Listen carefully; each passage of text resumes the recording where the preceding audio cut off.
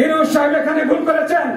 এটা কোটা আন্দোলন নয়, এটা তারেক রহমানের আন্দোলন, খালেদা জিয়ার আন্দোলন। ওইখানে দুইটা সরকার, নাতি নাতকুর দিয়ে সংসার চলে, রাষ্ট্র চলে না। জাতীয়তাবাদী দল স্বৈরাচারী শেখ হাসিনার সাথে আপোষ বলে বিশ্বাস করে নাই, বিশ্বাস করে নাই বলে 3 তারিখ থেকে তৎকালীন স্বৈরাচারী সরকার শেখ হাসিনার নেতৃত্বে শেখ হাসিনার বাংলাদেশে নিষেধাজ্ঞা জারি করে নাই, সংবিধান জারি করেছিল। অর্থাৎ যেখানে যাকে পাওয়া যাবে সেখানে গুলি করা হবে বলেছে। তারেক রহমান বলেছেন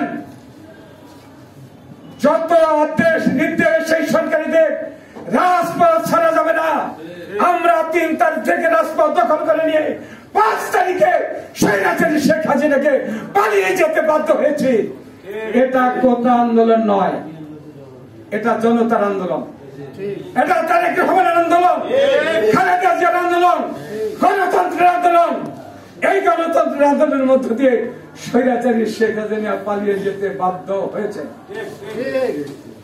আজকে প্রশ্নবিদ্ধ করা, ওইখানে দুইটা সরকার, একটা কোটা আন্দোলনের সরকার, আরেকটা হলো আমরা যাকে এই জনগণ, এই দল, জনগণের প্রতিনিধিত্ব কারা করে, এই বিএনপির এই 80% প্রতিনিধিত্ব কে করে? বিএনপি। এবং এই বিএনপির সহ সমস্ত দলগুলো আমরা একজন নেতাকে দায়িত্ব দিয়েছিলাম, ওই বিশ্বস্ত নেতাকে, যিনি বিশ্বের একটা আলোকবর্তিকা হিসেবে বাংলাদেশে পাঠিয়েছিলেন নোবেল দিয়ে।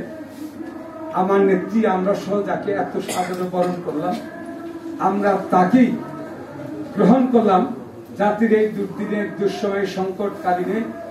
ওই নির্বাচন, যে নির্বাচনের জন্য খালেদা জিয়া কারাগারে, ওই নির্বাচন, যে নির্বাচনে তারেক রহমান, ওই নির্বাচন, যে নির্বাচনের জন্য 60 লক্ষ নেতা কর্মীর বিরুদ্ধে মামলা, ওই নির্বাচন, যে নির্বাচনের জন্য 5,000 নেতা কর্মীকে খুন করা হয়েছে।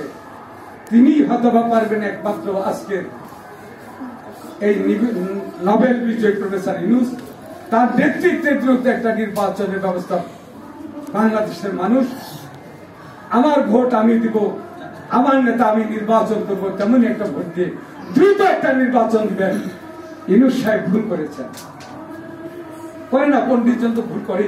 নাতি নাতকুর দিয়ে সংসার চলে, সমাজ চলে না। নাতি নাতকুর দিয়ে সংসার চলে, রাষ্ট্র চলে না। ইউনূস সাহেব এখানে ভুল করেছেন। রাষ্ট্র চলার জন্য অভিজ্ঞ লোকদের প্রয়োজন হয়। লেখাপড়া জানা ব্যক্তি সমস্ত কর্মী হতে পারে না। একটা অভিজ্ঞতার কোনো বিকল্প নাই। রাষ্ট্র পরিচালনার জন্য অভিজ্ঞ সদস্য আপনার নেওয়া উচিত ছিল। আপনি তাদের এপিএস রাখতেন, আপনি তার যার যোগ্যতা যে তাকেই দেন।